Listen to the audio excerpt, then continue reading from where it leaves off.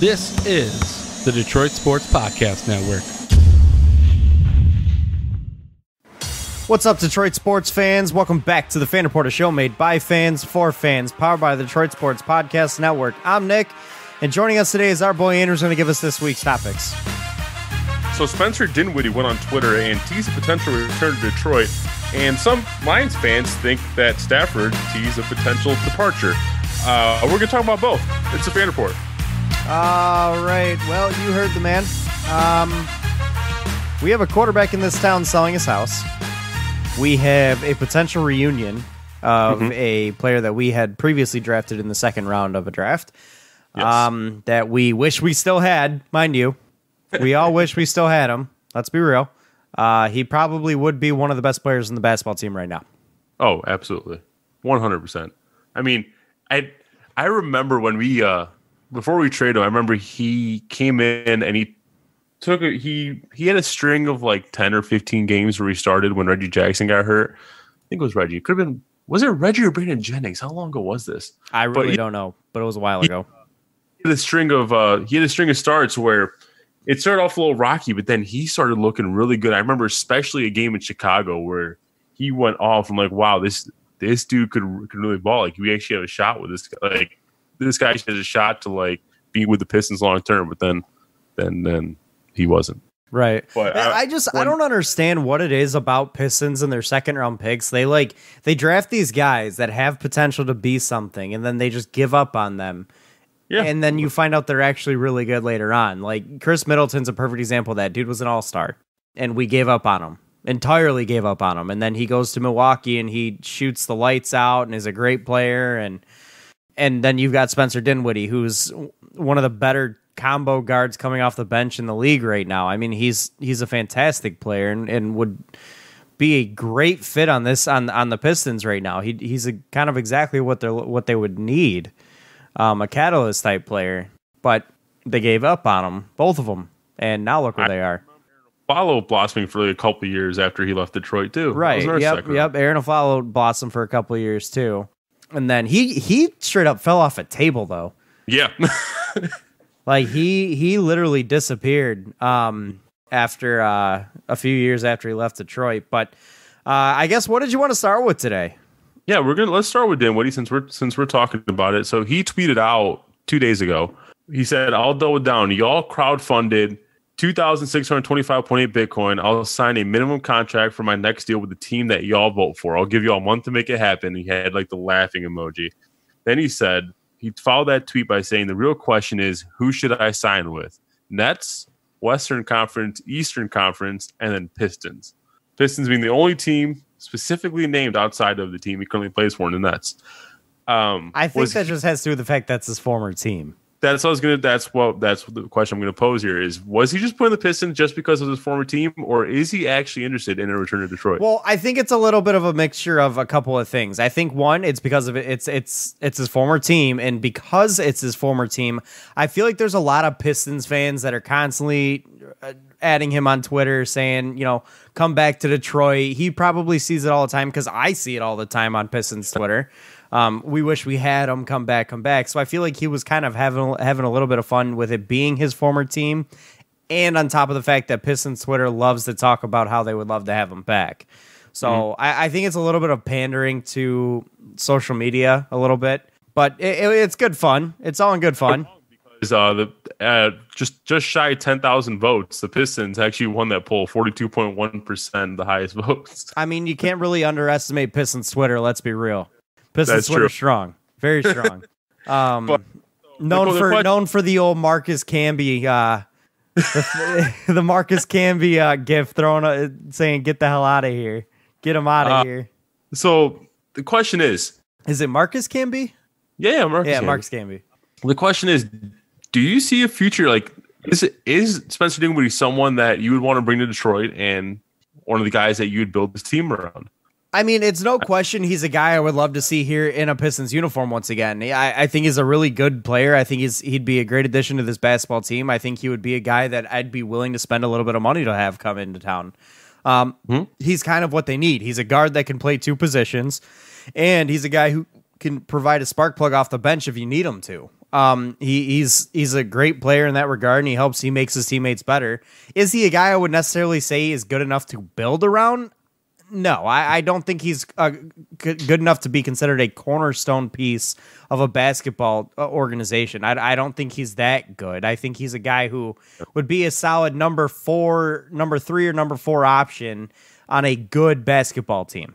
I don't think he's a guy you can entrust to be one of your 3 building blocks or 2 or 3 building blocks. I don't think he's quite to that level just yet, but he is a good player that I think would make any basketball team better that he would play for. So I would love to see him here in a Pistons uniform, absolutely. But I'd be curious to see what your thoughts are. I mean, do you think he's quite good enough to be a cornerstone piece? I'll tell you. I'll start with saying I think it's a beautiful fit because assuming the Pistons don't want to start Derrick Rose still, who are you starting at point guard? Brandon Knight? Like I think we're a team that's in the market for a point guard. Now I agree with you that I think Spencer Dinwiddie is at least his last couple of years has been, a borderline all-star, but he's not quite at the level where I'd want to say this is a guy I want to build around, but I still do think that he can be a focal point of this offense for a few years. And the problem is we are so early on in our rebuild that I think by the time that the Pistons are anywhere relevant, Dinwiddie is going to be on the wrong side of 30. So I mean, I won't disagree with that. I just think a point guard is one of those positions that is so key in today's game that you need to build around one of those guys, that they need to be good enough to build around. Otherwise, they've got to be either your 2 and be a wing player that's more of a, he could be a combo guard and play both point and the 2 in a shooting guard type situation. Or he can be your guy that comes off the bench like he's been for Brooklyn quite a bit. I'd have zero issues with either one of those, and I think he'd be a very good addition to this basketball team. I just don't know that I'm quite comfortable enough saying that he'd be a guy that I would build around, especially considering this upcoming draft. You're looking at the Pistons probably taking one of these young star point guards in the upcoming draft. I mean, you could look at a guy like LaMelo Ball as a potential guy coming at playing the point in a Pistons uniform, and amongst other players as well, obviously. But that is the name I've seen floated around in a lot of mock drafts, is LaMelo Ball going to the Pistons. And that would be a guy that you would hope to be able to build around. And I have no problem with the talent. I know there's a lot of noise surrounding that last name, but he has been able to maintain a very quiet persona over the last year or so at the very least. So that's, at least something that you can look at as a positive. But either way, though, I absolutely would love to see Spencer Dinwiddie in a Pistons uniform, and I think he would be a fantastic addition to this basketball team no matter what. I agree. This is what I find weird about this tweet, though, and I could be overanalyzing. There's 2 things.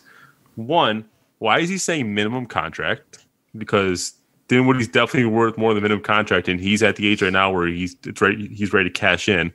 And 2, why Bitcoin? Well, I mean, maybe he's a millennial. He's probably a guy that looks at cryptocurrency as something that could be a potential investment. He gets, a certain amount of Bitcoin now, and maybe eventually it'll skyrocket because of inflation here in the US. Bitcoin starts to skyrocket as a result. So he looks at as potentially that's where he gets his money out of this deal. The other thing is a minimum contract. The reason you would look at a 1-year minimum contract is, 1, he's probably already getting his money out of the Bitcoin anyways. And 2, I can almost bet you that players are not going to get paid as highly in this offseason as they would as they would in next offseason or even last offseason. The reason is being, I don't expect the salary cap to really increase this offseason. After what we've seen with what? It's actually, they've already announced it's exactly. That's what I mean. Like with the salary cap decreasing, teams are not going to be able to spend as much money because you have increasing salaries in the back end of deals. So you're going what?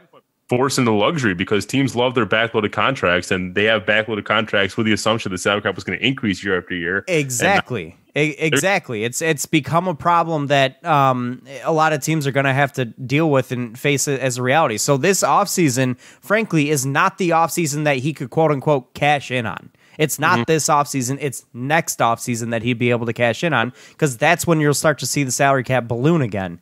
But this offseason as a free agent is not a good offseason to be on. I would look at most of the higher dollar free agents this offseason to sign 1-year deals. And that's the reason, is because they won't get as much money this offseason as they would next one. So so Spencer Dinwiddie looks at this year as an investment to, yeah, sure, I'll take the 1-year minimum contract, the 1-year vet min, get my money in Bitcoin or whatever, stockpile that somewhere else. That's meaningless at this point anyways.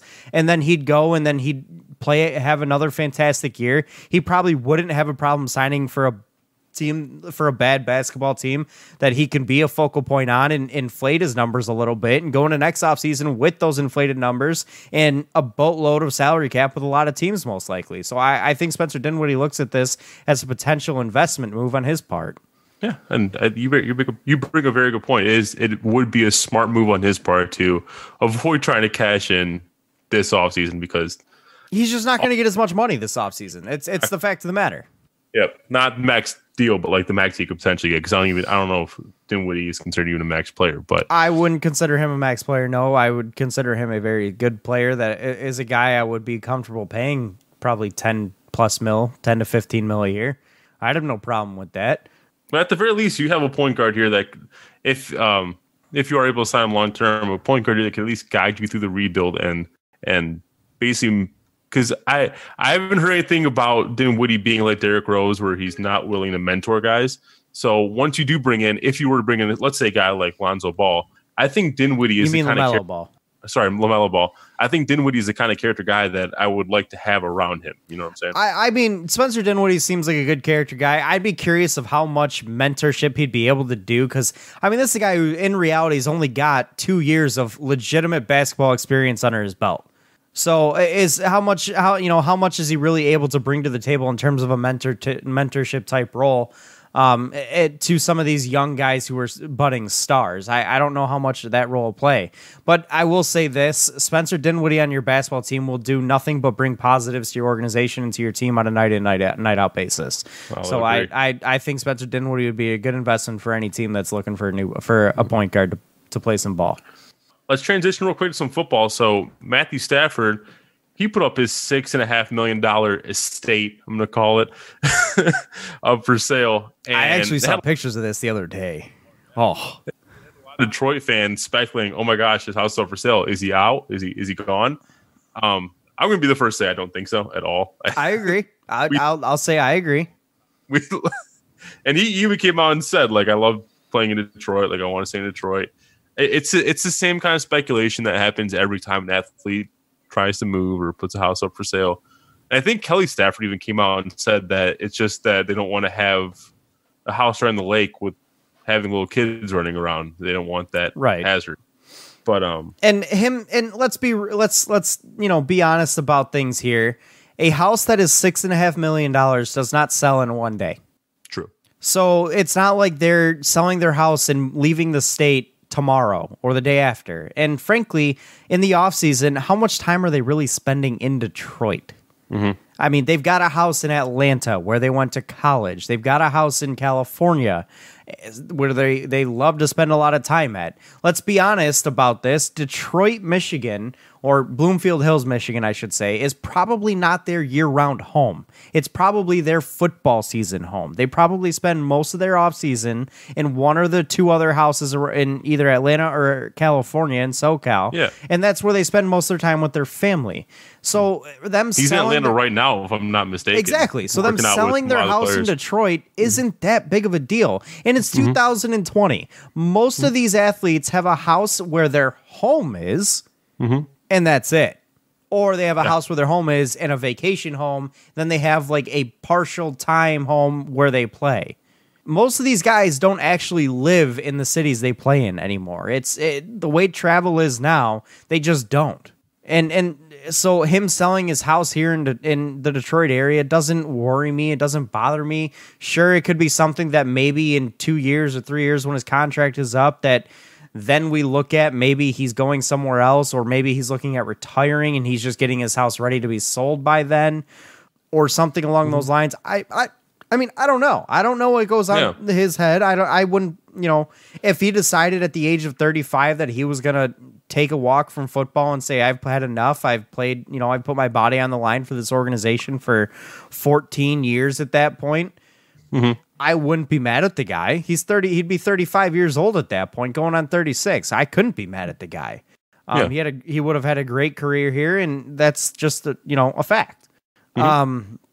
Or if he after this season, if he said, I want to be traded to a team I can go win with, well, I don't blame him there either. Would it hurt as a Lions fan? Yeah, but let's be real. It's Detroit. How many times have we seen players asked to be traded? Several. So, and frankly, do you really blame him? There's a lot of people that don't want to play for the Detroit Lions. Yeah, 100%. Would it suck? Yeah, but it's the fact of business. It's what it is. And the fact of the matter is, a $6.5 million home does not sell in a day in this area. It takes days, weeks, months, years even. Joe Dumars just recently put his house Joe Dumars' old house is still on the market. It doesn't. I will say this is a peculiar time to put your house on the market. Yes. With the economy trending the way it is, it's a peculiar time. It is. But maybe he thinks he can unload it before. Let's be honest about this. Projected to plummet, I should say. People who can afford a $6.5 million home, this situation doesn't affect them. True. This economic situation does not affect those people. They are above this. All right, let's talk about the details of this house though, because this house is insane. It's got, aside from the fact that it's got 5 bedrooms and 7 bathrooms, which is just ridiculous already. 5 bedrooms is actually pretty modest for the size of his house. 7 bathrooms though, yeah, all right. It does have an infinity pool, a massive infinity pool overlooking the lake. The largest infinity pool in the state of Michigan, if I recall. Yes. And he has a basketball court, a half-court basketball court indoors with wood from the actual Pistons floor of the Silverdome. From the Silverdome, correct. I have conflicting stuff because I had read the Silverdome earlier, but I was just pulling up a reference piece from ESPN just to make sure I got everything, and they're saying Palace of Auburn Hills, but I'm pretty sure it was the Silverdome. I'm pretty sure it's Silverdome. I looked at the picture of the floor. I'm pretty sure it's the Silverdome. That's not the Palace. Yeah. However, the house was renovated, I think, 2 years ago, so it is entirely possible that it's Palace, but I've read nothing. I don't need the Silverdome flooring. Give me the Palace flooring. I'd prefer the Palace floor. I'll be honest. I'd agree with you. But that brings a question for me. If you could design a house, what are some dream features you would have in it? Would a half-court indoor basketball court with wood from the Silverdome be in there? I'd prefer the wood from the Palace and nothing but the finest. Only the finest mahogany. No, I mean, a half-court basketball court would be something that I would want. I'd also want a small hockey rink built in. Not necessarily an ice, but one of those synthetic ice rinks built in. That's going to be expensive to maintain because you got to keep that room chilled too. Well, not the synthetic rinks, you don't. Oh. Yeah, the synthetic ones you don't. That'll show how much I know about hockey. Right. No, I'd put one of those in my house. I'd put the half-court basketball court in my house. Just because, I would normally say an outdoor basketball court if it was anywhere but Michigan. Because it's Michigan, agreed. I want to be able to play year-round, so I don't want to have to, only be able to use my basketball court 6-ish months out of the year. I want to be able to use it more. I want to be able to use it in the middle of winter during basketball season. So I'd put it in the house. I'd have a big open floor concept plan with a big kitchen and island. The open floor is the way to go. By the way, it looks so much bigger. Did you see as if they need to make their house look bigger. Did you see Did you see the kitchen had 2 islands? Yeah. What's the second island for? Who needs that much kids? counter space for cooking? Who the needs that much counter on the space? second island. Sure, but who needs that much counter space? And also, both one for the personal chef, one for Kelly. Okay, but why 2 sinks? One for the personal chef, one for Kelly. I mean, this house was ridiculous, mind you. This house was entirely ridiculous. They had a freaking glass elevator to all 3 floors of the house. The infinity pool was sweet. Right on. Do you ever go on Zillow and just look up super expensive houses for no reason? more times than I'm comfortable admitting. It's honest to God one of my favorite like kill time things to do. It's also depressing. It is very depressing because I am not that rich. I went for a run the other day, and I made it to Trillium neighborhoods. Dude, I stopped running and I walked through that neighborhood, and I walked back to my house after. I'm like, wow, I live in a piece of shit house. I've walked through that neighborhood too, and the thing is about that neighborhood is like the houses get bigger the further back you go. Yeah. Like the houses in the like the front of that neighborhood are like big and they're really nice and stuff, but like you walk further back and it's like holy shit, dude. There were a couple houses. I'm like, are we sure it's not an apartment building? Is that actually a house? I mean, so like the big kitchen with like the gas stove and the oven and all that stuff, and I'm a big fan of the farmhouse sink style. So I'll throw that in there. Call me whatever you want. What's the farmhouse sink style? I'll show you a picture. You could thank Chip and Joanna Gaines for that, for my love for that. You could tell I live with a woman. Oh God. But no, I honestly, the thing I honestly have to say is it would be my focal point of any house that I will ever get. And we gotta be on the same wavelength here. I feel it coming. Is the focal point of my house. Does it rhyme with Ram Mave? No, rhymes with Stan Dave. Yes, it's the man cave. And honestly, I'll take it one step further. The entire basement. Yeah. I have a vision planned out for how I want my big ass basement to be. I want 3 separate areas, 4 separate areas, even if you wanted to. I gotta have have to have a full a bathroom in the basement. I don't care if it's full bathroom, half bathroom. Gotta have a bathroom in the basement. Second, gotta have a bar. And the bar in my dream basement is a full bar, right smack dab, like not in the middle, but like if I have the floor layout here, I have like a separate room over here, storage over there in the back areas, and then the main living area, like in the middle section of the main living area, the bar area is on one of the walls in the middle living area, and then right on the other side of the bar, like towards in the middle of the room, is a pool table. The game area, I'll call it. So you put your bar in the middle, kind of like where Lucky's has it set up. Is what you're saying? Like kind of like in the middle. Kind of, sort of. The pool table in the middle, a games area. I'd have like one of those bubble hockey tables, maybe a foosball table or something. Just all the games. That's my game area. I'd have the poker table there. That's where all the games are. And exactly. I would want a minimum 2 TV setup. Okay, hang on. I'd have TVs over the bar. I'd have a TV over the bar.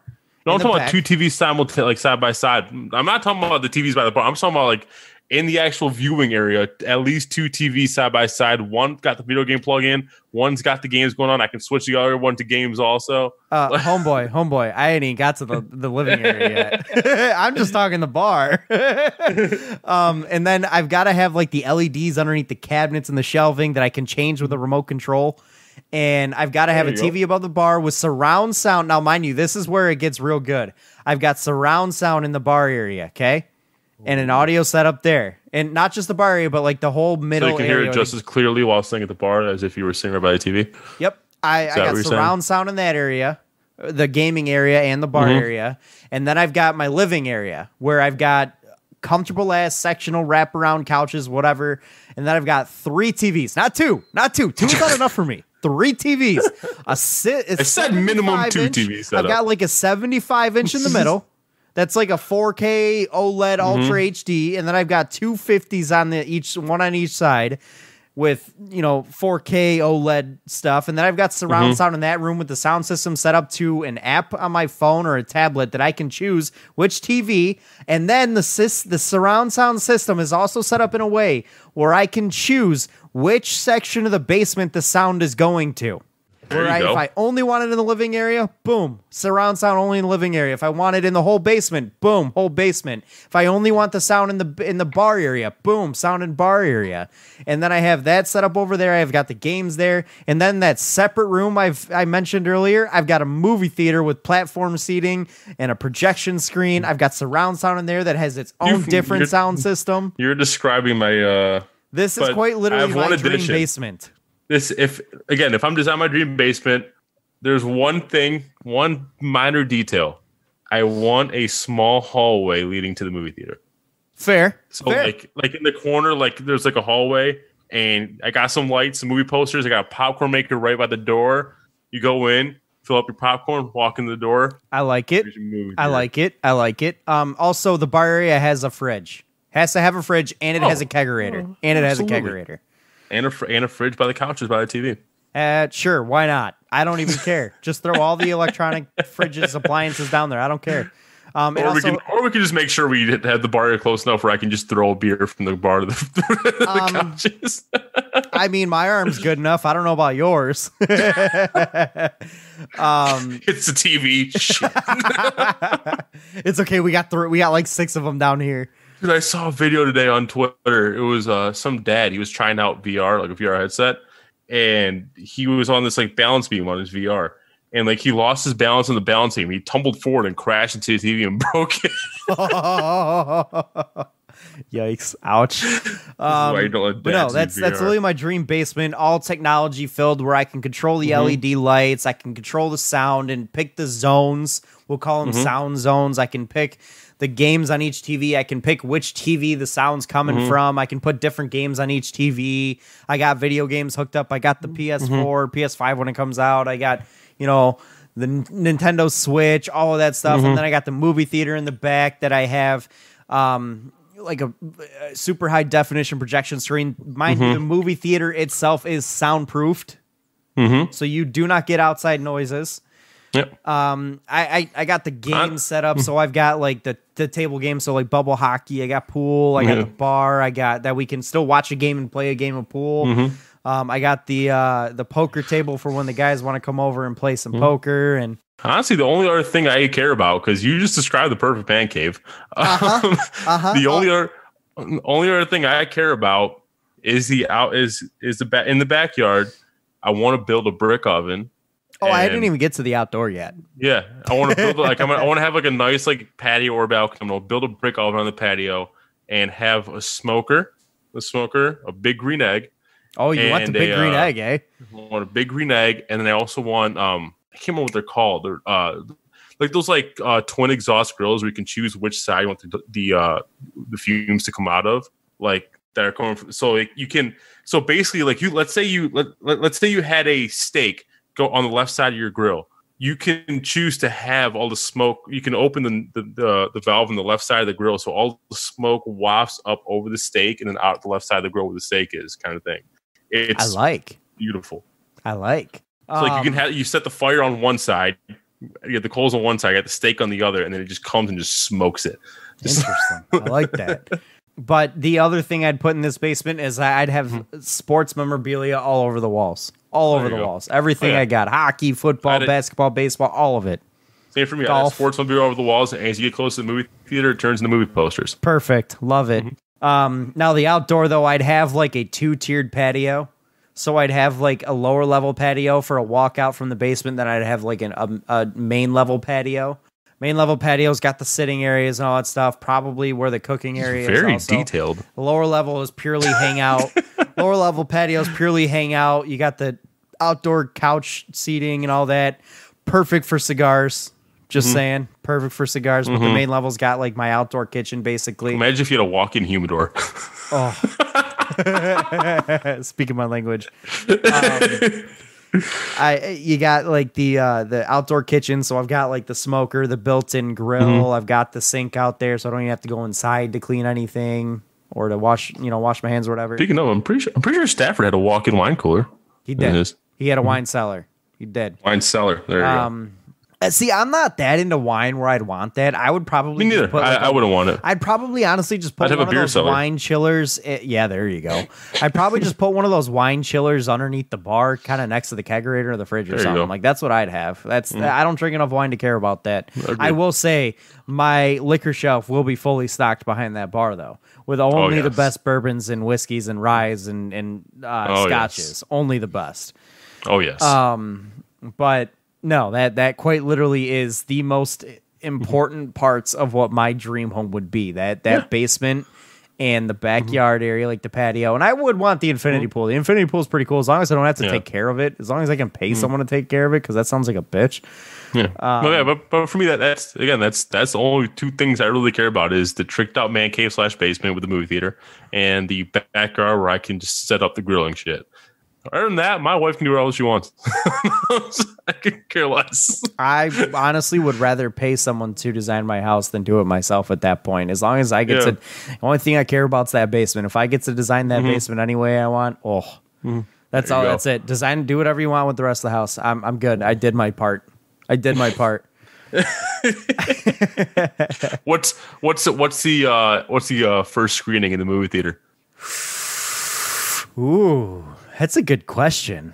It's like I'd be torn to go like a true classic or just go to one of my favorite movies, kind of. Like, I don't know. Like that's a tough question. I think I'd be leaning to stick with the sports theme. Also, I think my first screening might be Raging Bull.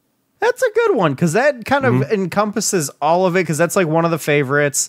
That's a classic and it's a sports movie, so it like kind of encompasses it all. That is a good one. See, I'd almost want to lean towards one of those like really good mob movies, though. I'm not talking like the generic Godfather. Maybe something like that. Like don't get me wrong, The Godfather is one of the greatest movies of all time, hands down.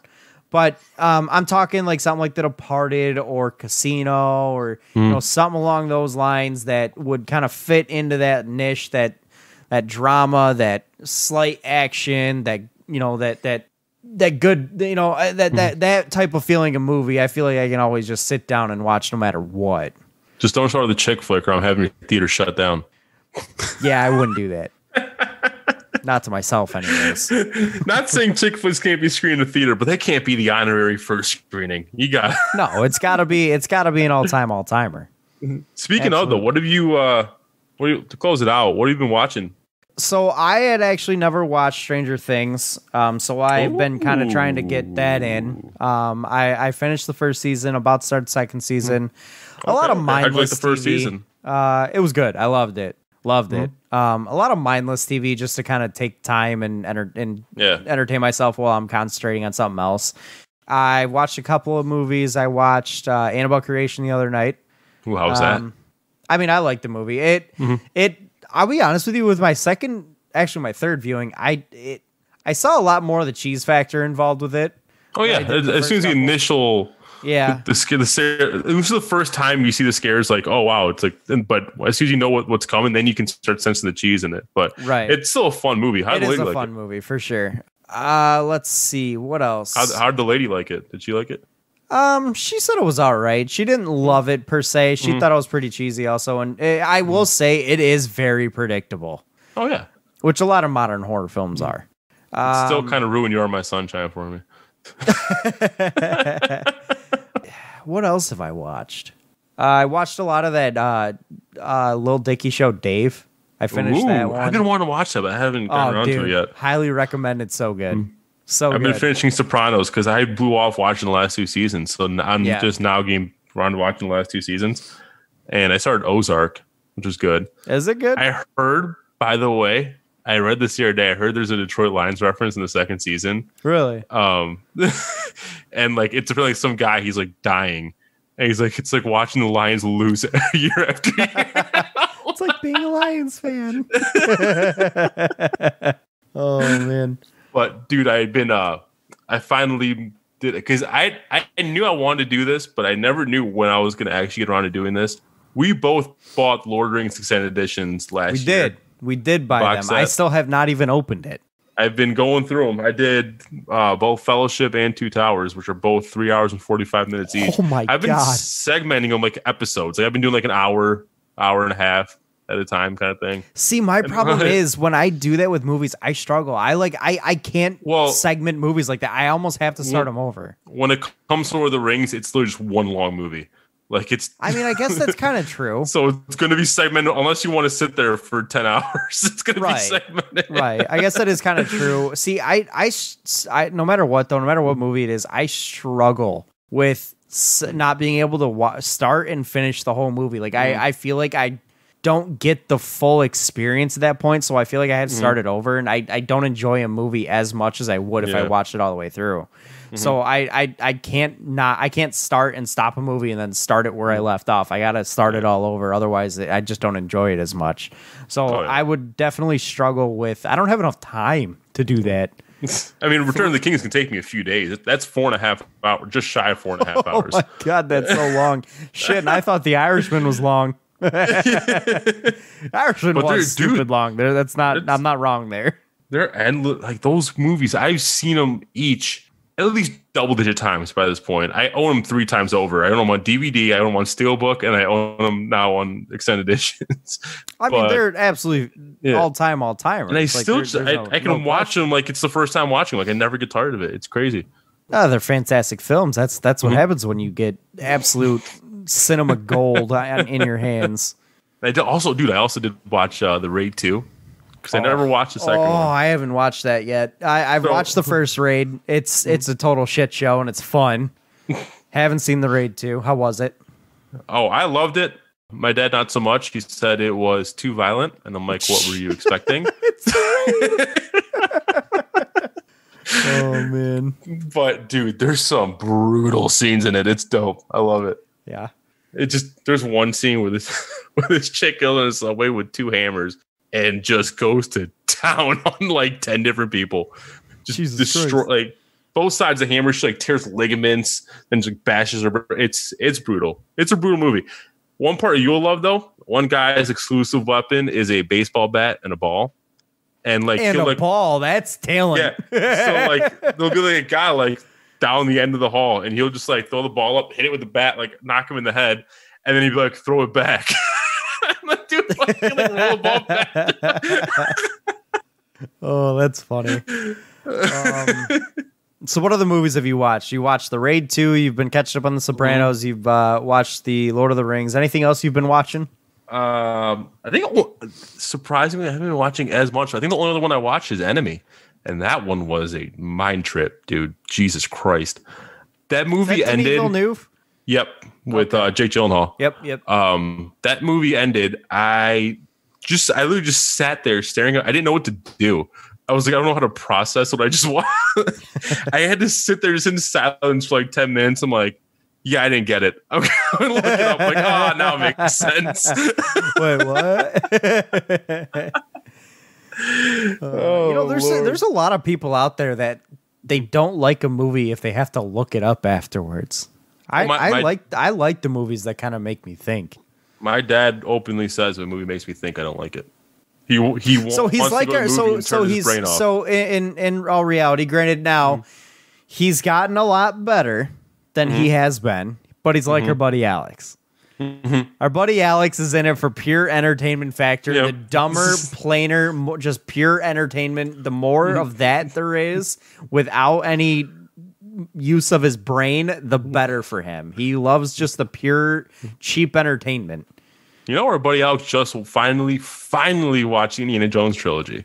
He hasn't watched it before? No, but like that's right up your alley, dude. You have to watch it. Quite literally is. And right, he loved it. He loved all of them. Well, he loved all of them. That's literally up his alley. Entirely up his alley. Except for Kingdom of the Crystal Skull. Yeah. Well, yeah. Now, mind you, he has gotten a lot better. Mm-hmm. Yes. He has. He's his movie tastes and what he likes in a movie has improved. Mm-hmm. I feel like, you and I can take a little bit of credit for that as he's grown up. He's working his way up. Still not quite where we want him to be, but he's working his way up. He's getting there. He's getting there. He's better. Think he's going to listen to this? I hope so. He calls us up. Yo, were you guys talking about me on the pod? Oh, man. Anyway, that's all I got. I got nothing else. We've been kind of... That's all I got, too. We strayed from sports the whole second half of this episode. We did. And I expected to. I totally expected to. It's quarantine, baby. Yeah. I fully anticipate talking more and more about movies as time goes on. Time goes by. Speaking of, there's actually one thing I want to bring up. Yeah. I forgot to bring this up. The Scarface remake. Yeah. We got the Coen brothers writing it. Uh-huh. And Luca Guadagnino, the guy who directed Call Me By Your Name, directing it, which is a very interesting choice to direct. But it is a very interesting choice. I messed with it. I'm slowly starting to warm up to this because and if you saw on our Twitter, I was very much against this remake. The idea of remaking Scarface. Like, this movie's already been remade, and it was remade beautifully. We don't need to do it again. And if you got that team behind it, I think this has a shot to actually be good. You know me, I'm not a fan of remaking movies ever, especially not classics, and I would consider the remake of Scarface a classic. I don't believe in remaking classic films, and I don't believe in remaking the all-time greats, and I would consider that Scarface, once again, to be up there. They would have to go the route that the Scarface 1980 remake did, where they kind of rebooted the story to when it kind of a different from route, to Cuban kind of thing. Like, they have to go a completely different route with it, with just similar, just keep the core values of the story intact. Right. But again, if there's names out there that I trust, I give them. I don't necessarily love the idea of a Scarface remake, but because of the names surrounding it, and the Coen brothers, and Luca Guadagnino, and I give them the benefit of the doubt because I trust them almost implicitly with a lot of things they do. Like the Coen brothers, I do trust implicitly with their writing and with what they do. So I love their work. I think they're fantastic. So I would absolutely say, I'd be into it just because of the fact that they're involved, and Luca Guadagnino is as well. I don't love the idea. However, the names surrounding it allow me to give it the benefit of the doubt and be into it and be interested in it, and at least follow along as it gets made, and then probably end up going to see it when it comes out. I would be surprised if I didn't at that point. So, because I initially thought there was only two names that would catch my interest for this, and it would be either Scorsese tackling Scarface, or Tarantino, which I think his style is perfect for Scarface too. Porque no las dos. So I was genuinely surprised when I saw this. I'm like, wait, I actually kind of like this idea. It's not a no. It's interesting. It is what it is. It's got me curious. It's piqued my interest. It's something that I kind of look at and go, I just kind of stroke the chin a little bit, kind of play with the mustache, get into it a little bit and think about it. It makes you think, and I think the Coen brothers are fantastic at what they do, so I definitely would trust them to do right by this film. And that's and in all honesty, that's what you really are asking of people when they remake a great film, is make sure you do right by the story and be right by the name of the by the name behind the movie. And I would fully trust that the Coen brothers would do that for sure. Agreed. Now that's all I got. That is all we got. But thank you guys for listening. Feel free to hit us up on Twitter at Real Fan Report. We love talking movies, obviously Detroit sports as well. So if you have any, debates on movies, or if there's anything you want to have us talk about regarding movies or sports or anything on next week's episode, let us know. We'd be glad to have the input. So, but thank you guys again for listening. Andrew, thank you for joining me as always. Thank you, sir. Thank you to Detroit Sports Podcast and the wonderful group of teams that we have there. But that's all we have for this week. We'll catch you next week. This has been the Fan Reporters. Bye, fans. For fans. Hope you guys are staying safe. Hopefully, only a few more weeks of this bullshit, and we'll be slowly getting back to our normal lives. But until then, stay safe, stay healthy, and enjoy yourselves. So thank you guys again. Hang in there. Yes. Thank you guys again. Have a good one. Peace out.